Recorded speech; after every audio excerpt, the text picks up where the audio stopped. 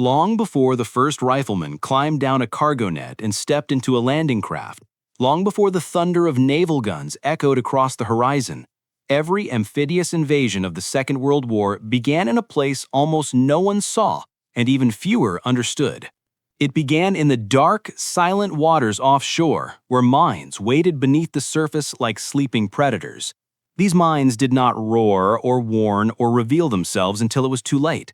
They sat in the depths, tethered by thin cables, listening for the sounds of engines, feeling for the magnetic pull of steel hulls, waiting for pressure waves that signaled a ship had drawn close. And in the moment they sensed what they wanted, they exploded with a violence capable of tearing open the hull of a landing craft or sinking a warship built from thousands of tons of steel. This was the battlefield that lay hidden beneath every invasion beach from Europe to the Pacific. No map fully captured it, no aerial photographs showed the threat, and yet it was a battlefield just as lethal as any fortified bunker or machine gun nest. At Sicily, Salerno, Normandy, Saipan, Leyte, Iwo Jima, and Okinawa, the first battle was not fought by infantry or tanks or aircraft. It was fought by small ships that slipped into the darkness hours before the main fleet arrived. They were the minesweepers, the AN-class net layers and auxiliary sweepers, whose job was to open a safe path through fields of explosives deliberately placed to annihilate any approaching invasion force. The Allies learned early that the Axis understood the power of underwater mines. German engineers refined contact mines that detonated when struck by a ship's hull. They created magnetic mines that exploded when a large metal vessel passed nearby. They developed acoustic mines triggered by the specific frequencies of ship engines. They even built pressure mines that activated based on the displacement waves of heavy ships. These devices were scattered across likely landing beaches, laid in harbors, hidden in channels, and even dropped from aircraft into shipping lanes. A single well-placed mine could cripple a landing. A field of mines could stop one entirely. The same was true in the Pacific. Japanese defenses relied not only on bunkers and artillery, but on underwater mines arranged like teeth in a giant steel jaw. Approaching an island such as Saipan or Okinawa meant entering a zone where one wrong turn could erase a landing craft full of Marines or send a transport ship filled with tanks to the bottom. Unlike machine guns or artillery, mines offered no warning. A soldier on the deck never knew the danger until the water rose in front of him or fire tore through the hull. For commanders planning invasions, mines were nightmares made real. They threatened everything from the smallest Higgins bout to the largest battleship. This was why minesweepers were essential. Before the first wave of infantry could land, the waters had to be cleared. Before the first LST could lower its ramp, safe channels had to be carved. Before the guns of cruisers and destroyers could approach the shore to support the landing, the sea itself had to be disarmed. The men who performed this work did it at the most dangerous moment of every invasion. They sailed ahead of the fleet, often under cover of darkness, always within reach of enemy guns, towing cables and sweep gear through waters that could erupt beneath them without warning. AN-class vessels were small. They lacked armor, their engines were loud, their decks sat close to the waterline. They carried the most exposed men in the entire operation, yet they were tasked with the most critical job. Their steel cables dragged through the water, snagging mine mooring lines. When the sweep gear caught a mine, a sharp vibration traveled down the cable into the hull. The crew felt it instantly. They tightened their grips, bracing for what came next. Cutting blades on the cable severed the mine from its anchor, sending it wobbling to the surface. Then the minesweepers opened fire with rifles or machine guns to detonate it from a safe distance. The explosion sent a column of water into the night sky. It also signaled to every enemy gun on shore exactly where the sweepers were. Despite that danger, they continued their work. They had to. If they failed, the landing craft behind them would pay the price. The officers in charge of the invasions knew this. General Omar Bradley, who commanded American forces at Normandy, later said that the minesweepers had already won half the battle before the first rifleman stepped onto the beach. He meant it literally. If the minesweepers did not succeed, the landing would collapse before it began. Normandy was the clearest example. On the night before D-Day, minesweeping flotillas entered the English Channel ahead of the invasion fleet. The seas were rough, The wind howled. Many sailors were nauseous before reaching the halfway point. But the mission had to continue. Their job was to clear 10 separate approach channels miles long, each of them filled with German mines. They worked hour after hour, often in complete blackout, knowing that the slightest miscalculation could destroy their ship. When dawn finally approached, the minesweepers were still at work. They finished barely in time for the first wave of landing craft to pass through the cleared corridors. Without these channels, thousands of soldiers would have sailed directly into fields of underwater explosives. The same pattern played out everywhere. In Sicily and Salerno, sweepers risked coastal batteries firing directly at them. In the Philippines, they faced not only mines, but also kamikaze aircraft plunging toward their small decks. In the Pacific Islands, they swept so close to shore that they could hear enemy voices and gunfire. Many sweepers were hit. Some were sunk. But the survivors pressed forward because the entire invasion depended on their pathfinding. Part 1 ends with the image of a small AN-class ship moving through a dark sea, towing its cables beneath the water while explosions erupt in distant flashes. Behind it, hidden by the night, waits an armada of larger ships counting on a narrow corridor through danger that only these small sweepers can create. The ocean may look calm to those who will cross it later, but at this moment it is a battlefield, and the first battle has already begun, fought not by infantry or armored divisions, but by a handful of little ships that must win their war before anyone else can even start theirs. To most soldiers, sailors, and Marines who served in the Second World War, the AN-class ships looked like nothing more than small utility vessels. They lacked the towering superstructures of destroyers. They did not carry the heavy guns of cruisers. They were dwarfed beside the hulking shapes of battleships and carriers. Even the LSTs and transports they escorted were several times their size.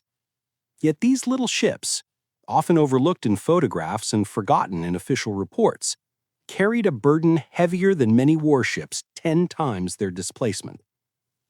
They were the first to approach hostile shores and the last to turn away. They were the thin line between a successful landing and a massacre. Without them, no invasion fleet could survive the approach to a fortified beach. The AN class, originally designed as net layers and auxiliary minesweepers, had shallow drafts and compact hulls, which allowed them to maneuver in coastal waters where larger ships would run aground or become easy targets. Their crews knew every inch of the equipment strapped across their decks. They could deploy heavy steel cables, paravanes, and mechanical cutters with astonishing speed. Their mission was simple to describe but deadly to perform. They sailed through waters believed to be filled with mines, dragged cutting gear behind them, and severed the mooring cables that held the mines below. Once the mines floated to the surface, the crew detonated them with rifle fire or small arms.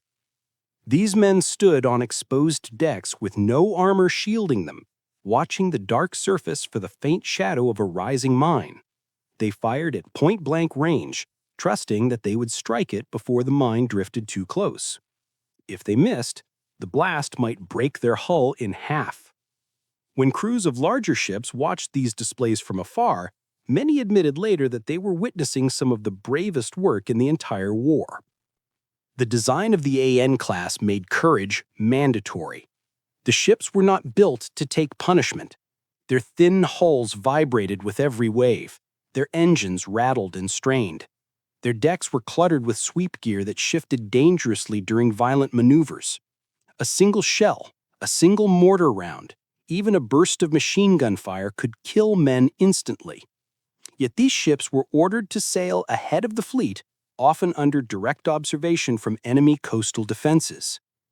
When the AN class approached a hostile shore, their crews listened for the sounds of distant surf breaking against sand. That sound meant they were close to the mines. They worked quickly, deploying paravanes from each side of the ship. The sweeping cables cut through the water at an angle, forming a narrow corridor behind them. The gear vibrated when it snagged a mine. The sailors felt that vibration in their hands and feet. It was the signal that death had been touched, that some explosive device meant for a larger ship had now been dislodged. Every crew member knew what came next. A floating mine would bob to the surface, Men would lean over the rails with rifles or light machine guns. Then, with composed precision built from countless hours of training, they opened fire. The mine exploded in a plume of water and spray. The shockwave shook the entire vessel. Men caught their balance and turned back to their stations. There was no time to admire the explosion. There were always more mines waiting ahead. What made the job even more perilous was the knowledge that the enemy watched them at every moment. German and Japanese defenses often positioned observation posts specifically to track minesweepers. Coastal gun batteries waited for the sweepers to reveal their path before opening fire. By identifying the cleared channels, defenders knew exactly where the invasion fleet would pass. Sweepers were not only removing mines, they were unintentionally marking the route for enemy gunners. This made them priority targets. The crews understood the risk, yet they pressed on, because their sacrifice meant safety for thousands. Each cleared channel allowed LSCVPs, LSTs, and transports to move forward. Each destroyed mine meant another landing craft would reach the beach instead of vanishing in a sudden blast. The AN class did not exist to draw glory. Their purpose was to protect those who followed. In both theaters of war, their tasks were remarkably similar even though the threats varied. In Europe, German mines guarded fortified coasts from Normandy to the Bay of Biscay. These mines were sometimes arranged in multiple rows, each one intended to disable a different type of ship. Smaller mines targeted landing craft. Larger ones waited for destroyers or transports. Magnetic mines threatened any steel hull of significant size. Acoustic mines activated when they detected the hum of heavy engines. Minesweepers had to neutralize all of them. They used magnetic sweep coils to trigger the magnetic devices. They deployed acoustic sweepers to imitate engine noise and detonate the sound-activated ones at a safe distance. In the Pacific, Japanese minefields were less technologically complex, but often far more numerous. They were hidden close to shore, sometimes just beyond surf lines, making it impossible for larger ships to pass. Many were designed to blow the hull off small landing craft and drown entire platoons before they even reached the sand. Minesweepers in the Pacific frequently worked close enough to shore that they could hear enemy shouts and see muzzle flashes. Their work was done in direct fire, but the alternative was allowing invading troops to be slaughtered before they could even form a line. Every man on an AN-class ship knew that the operation depended on him. If they failed to clear a minefield, then LSTs carrying tanks would be destroyed. LCVPs filled with riflemen would disappear in fragmented bursts of water and steel. Battleships and heavy cruisers providing fire support would be forced to stay back, leaving assault troops exposed. And every amphibious operation, the minesweepers carried the first responsibility. Everyone else followed their path. Part 2 ends with the image of an AN-class ship drifting in early morning light, its crew soaked from spray, its rifles still warm, its cables cut and reeled back in.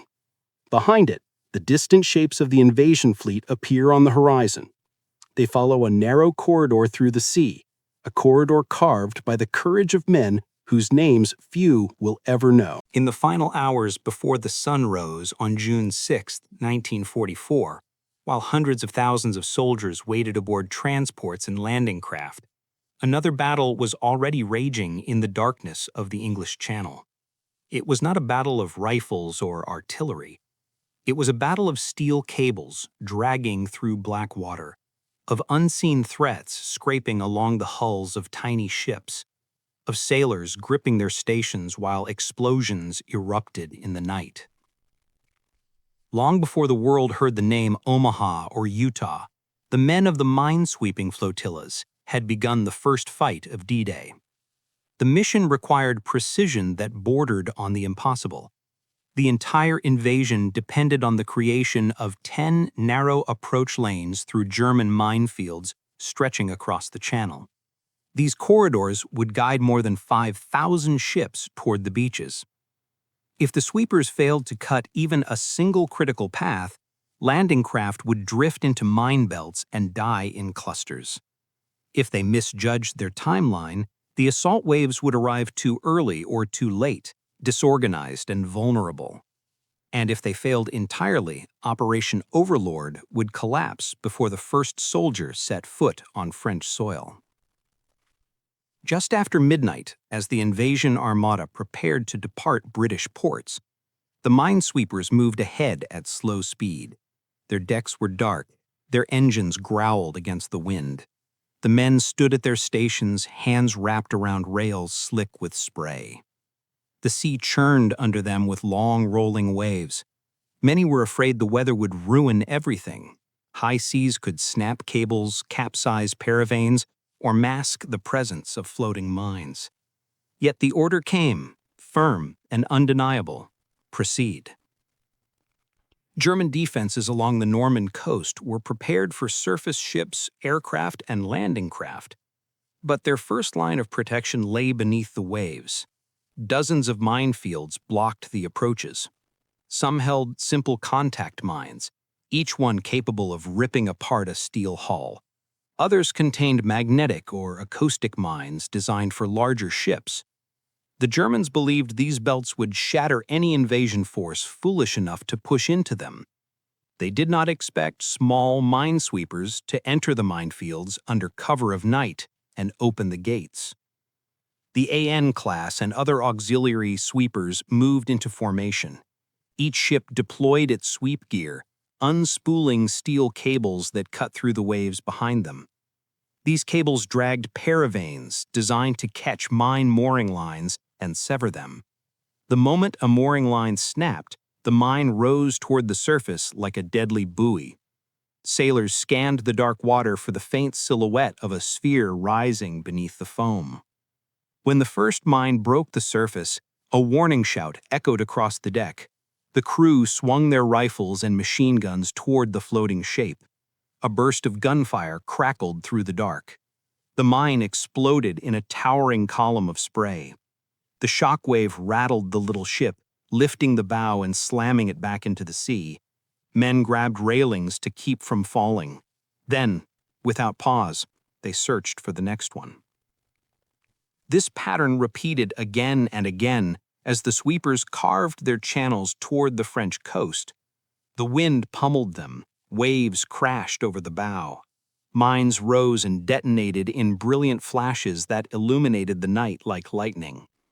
From the cliffs of Normandy, German observers saw the distant bursts and filed reports that enemy vessels were probing the mine belts.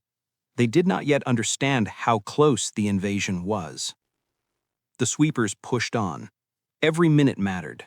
Behind them, the invasion armada crawled across the channel in near total darkness. Tens of thousands of soldiers huddled inside LSTs and transports, unaware that their fate rested in the hands of a few hundred men sailing ahead of them in fragile ships barely larger than fishing trawlers. The sweepers knew the responsibility. Many had trained for months, knowing that a single mistake could doom thousands. At 3 a.m, the sea grew rougher. Some ships strained to maintain formation. Others fought to keep their sweep gear from tearing loose. The captains gave orders in hushed tones, adjusting headings by degrees.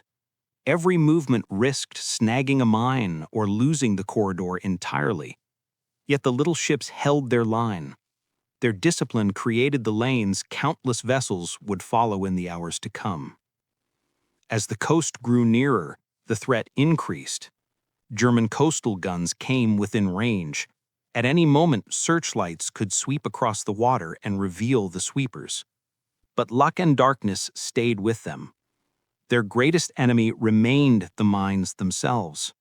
The sweepers cut dozens, then scores, then hundreds.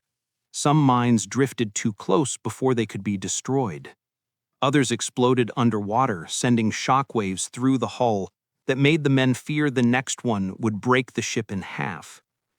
By the time the sky grew faint with the first hints of dawn, the minesweepers were finishing their final approach lanes. Behind them, the invasion fleet was advancing in immense columns, following the cleared paths like trains on invisible rails. The sweepers signaled completion. Command ships confirmed. The channels were open. Only then did many of the sweepers turn away, exhausted and trembling, their decks littered with spent cartridges and frayed cables. The officers aboard the command ships understood what had been achieved. The infantry had not yet landed. The battleships had not yet opened fire. The landing craft had not yet crawled through the surf. But the first half of the battle, the half no one ever saw, had already been won. General Omar Bradley would later say that the minesweepers were the heroes of D-Day. He meant that without them, his soldiers would have died before they ever reached Omaha or Utah. The little ships had moved through the darkness, touched the minefields, and survived. They had cleared the gates for the greatest invasion in history.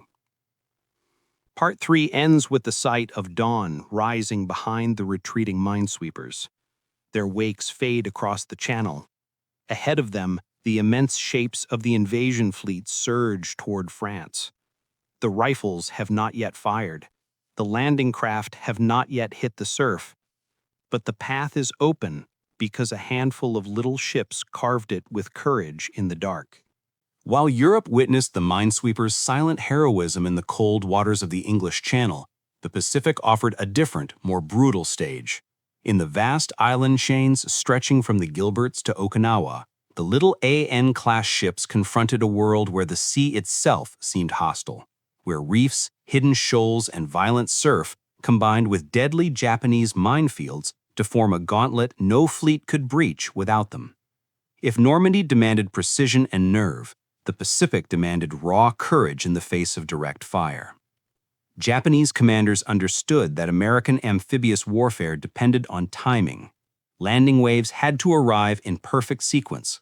Heavy fire support ships needed clear approach lanes to position themselves. LSTs and LCVPs had to cross shallow reefs without hesitation. To break this system, the Japanese laid mines close to shore, often so near to their defensive lines that sweepers had to operate within range of machine guns, mortars, and concealed artillery. The minefields were not designed to stop destroyers or cruisers. They were configured to obliterate landing craft. One explosion beneath a Higgins boat could kill an entire platoon in seconds. This reality greeted the minesweepers at every major island assault. The first to feel it were the crews off Tarawa in late 1943. Japanese engineers had planted mines in the lagoon and along the outer approaches. The water was shallow and treacherous, riddled with coral that tore at hulls. Yet the sweepers advanced, dragging cables that often snagged against coral heads instead of mines. Men leaned over the rails, squinting into the pale light of dawn, trying to distinguish a shadow of death from the shadow of a rock. On several of the passes, Japanese shore guns opened fire. Shells splashed around the little ships, sending geysers of water across their decks. Still, they pressed on. They had to. The landing craft behind them had no other path. As the Pacific campaign marched westward, the mines became more numerous and more clever. At the Marshalls, some were concealed beneath drifting seaweed. At the Marianas, mines were placed near breaks in the coral reef, the only natural entry points for amphibious craft. The sweepers had to inch toward these narrow gaps while heavy Japanese guns watched every move. Sailors recalled the sickening feeling of hearing enemy rounds whistle overhead while their ship crawled forward, unable to maneuver quickly because the sweeping gear trailing behind them demanded precise alignment. On Saipan, the minesweepers worked so close to shore that Marines watching from transports could see the tracer fire streaking toward their decks. The sweepers returned fire only when absolutely necessary. Their mission was not to fight, but to clear. Every minute counted. Their cables dragged through waters churned by surf and gunfire. Mines rose to the surface in rapid succession. Some were destroyed before fully emerging. Others detonated unexpectedly, sending shockwaves that stunned the men and rattled the entire ship. After the battle, many sailors said that sweeping the minefields off Saipan felt like stepping through a doorway that might explode each time they lifted a foot. Tinian offered a different challenge. The water surrounding the island appeared calm, but beneath it lay intricate fields of tethered mines arranged deliberately to trap landing craft in a kill zone just offshore. The sweepers had no choice but to approach slowly, engines humming at low speed, steering by inches to avoid reefs while the Japanese watched from concealed firing positions. The mines they cut loose bobbed to the surface, some drifting dangerously close. Men fired on them in hurried bursts, praying they had aimed true. The shockwaves from the detonations rolled beneath the hull, and each time they did, the crew wondered if the next explosion would be too close. But nothing compared to Okinawa. There, the Japanese had transformed the surrounding waters into a maze of mines and anti-boat traps. Many mines were set in shallow water, where sweeping gear was difficult to deploy. Others were deliberately placed under overhanging cliffs or near concealed gun emplacements. Some were surrounded by underwater obstacles meant to tear open the hulls of landing craft even if the mines failed. To clear these paths, minesweepers had to operate so near the shoreline that they could feel the heat of explosions from Japanese artillery. They threaded the edges of reefs, sometimes scraping the bottom with their keels. The water around them frothed with shell bursts. The sky burned with tracers. Yet the crews did not break formation. During the early days of the Okinawa campaign, one minesweeper found itself surrounded by 3 mines rising simultaneously on its port side. The men opened fire instantly, hitting 2. The third drifted closer than any sailor wanted. A burst from a Browning machine gun struck it just seconds before it contacted the hull. The explosion rocked the ship so violently that several men were thrown to the deck. Yet the vessel continued its run. Behind it, the first wave of landing craft formed up. If that minesweeper had failed even once, the incoming Marines would have sailed directly into death. Throughout the Pacific, the minesweepers paid a terrible price. Many were sunk. Many more suffered heavy casualties. Survivors described the experience as fighting an enemy that never revealed itself, an enemy that waited in total silence and struck without warning. And if the mines didn't get them, enemy fire often tried to finish the job. Japanese commanders understood that killing a minesweeper could disrupt an entire landing sequence. They targeted these small ships with a ferocity normally reserved for destroyers. Yet the sweepers endured, because withdrawal was never an option. If they retreated, the invasion would stall, and thousands of men waiting offshore would die trapped in landing craft that had no clear path ahead. The sweepers' courage made the assaults possible. Their work gave LSTs the room they needed to drop their ramps. Their cleared lanes allowed LCVPs to surge toward the beaches. Their sacrifice let battleships and cruisers approach close enough to unleash their guns. Part 4 ends with the image of an AN-class ship limping out of the line, smoke rising from its turn, its deck scorched from near misses. Behind it, another sweeper takes its place in formation. There is no ceremony, no pause, no hesitation. The mission must continue. The Pacific demanded everything from these little ships, and still they gave more. Because without them, the great island battles that defined the war would never have begun. When the war finally ended and the world began to measure the cost of every battle, most histories focused on the heroism of infantry storming beaches, the thunder of battleships firing from offshore, and the dramatic scenes of landing craft racing toward sand under fire. But the men who had commanded those operations knew a quieter truth. They knew that none of those scenes could have happened without the work done hours earlier in the dark by ships so small that they rarely appeared in photographs or after-action reports. They knew that the first victory of every landing belonged not to the troops hitting the shore, but to the little ships that cleared the way. It was a victory earned quietly, invisibly, and often without witnesses. It was a victory won by men who understood that their mission would never be celebrated, yet carried it out with a sense of duty unmatched anywhere in the war. After the war, senior commanders spoke openly about the scale of what the minesweepers had achieved. General Omar Bradley said that the minesweepers had already won half the battle before the first riflemen stepped onto the beach. Admiral Richmond Kelly Turner, the architect of many Pacific invasions, wrote that without minesweepers, no amphibious operation could succeed, no matter how many troops or ships were committed. And the British Admiralty, reflecting on Normandy, Salerno, and Sicily, wrote that the first men to fight in any landing were not soldiers, but sailors dragging sweep cables through the darkness and exposing themselves to the full weight of enemy fire and hidden explosives. These statements revealed something that wartime censorship and battlefield focus had obscured.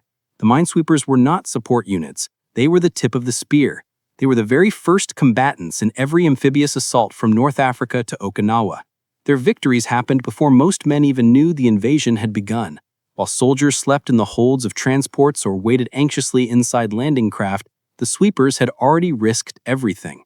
As peace settled over the oceans they once fought across, the men of the AN class and other sweeping flotillas carried memories that few could understand. Many recalled the loneliness of their mission. Unlike infantry waves that landed together, minesweepers often operated in small groups or even single ships, separated from the main fleet to clear alternate channels. They sailed through black water where the only sound was the rumble of their engines and the hiss of cables dragging through the sea. Sometimes the only light came from the sudden fireball of a mine detonating or the brief glow of tracer fire from shore. The weight of responsibility pressed on them every moment. They knew that thousands of men depended on their success. They understood that their mistake could bring catastrophe to those who followed. Some sailors described the emotional strain of knowing that no one else saw their part of the battle. When a mine detonated near a sweeper, the explosion might light up the sky for only a moment. Then darkness returned, and the rest of the fleet remained miles behind. When a sweeper came under fire, it often fought alone until it could slip back into the protective embrace of larger warships. And when a sweeper completed its mission, it usually did so without fanfare, turning quietly away as the invasion fleet advanced through the path it had carved. But among themselves, the sweepers held a different understanding. They knew what they had prevented. They knew that each mine they destroyed represented a landing craft that did not sink, a transport that did not vanish in a fireball, a battalion that did not drown before reaching the beach. They knew that every safe corridor was a lifeline, and they knew that their work saved lives on a scale no one would ever count in the newspapers. The records after the war made this plain. In operations where minesweepers performed effectively, amphibious casualties were dramatically lower. At Normandy, despite fierce resistance on the beaches, the fleet reached the coast intact because the minefields had been neutralized. In the Pacific at Saipan and Tinian, landing craft advanced with minimal loss because the approaches had been swept. At Okinawa, despite enormous Japanese firepower, the landing waves arrived in order largely because sweepers had cleared a labyrinth of underwater traps. And across the Philippines, where Japanese minefields guarded every channel, minesweepers opened routes that kept entire divisions from perishing at sea. Yet the sweepers themselves rarely spoke about these achievements. Many felt that their role was overshadowed by the dramatic stories of beach assaults and flag raising. Others believed that the true measure of their success was not in medals or recognition, but in the lives of the men who reached shore because the sea had been made safe for them. Their heroism was quiet, practical, and rooted in a deep sense of responsibility to the soldiers and Marines who followed. Years later, historians studying wartime records discovered that the little ships had faced casualty rates far higher than many frontline units. Minesweepers were frequently targeted by shore guns because the enemy understood their importance. They suffered explosions, fires, sinkings, and relentless danger. But they continued anyway. Their mission did not allow retreat. If they turned back, the entire invasion force would be exposed. Part 5 closes with a simple but powerful image. A small AN-class ship moves slowly away from a hostile shore, its cables stowed, its decks scarred, its crew exhausted. Behind it, stretching across the horizon, an entire fleet advances through the safe passage it created. Landing craft drop ramps, infantry rush forward, tanks roll toward the beach, gunfire erupts across the coastline. The great battle everyone knows has begun, but none of it would have been possible without the small ship already fading into the distance, its victory won before the world even noticed the war had started that day. The little ships made every invasion possible. Their work was unseen, their sacrifice unheralded, but their impact shaped every decisive moment of the Allied war. They were the first to fight, the last to withdraw, and the reason thousands lived to tell the story.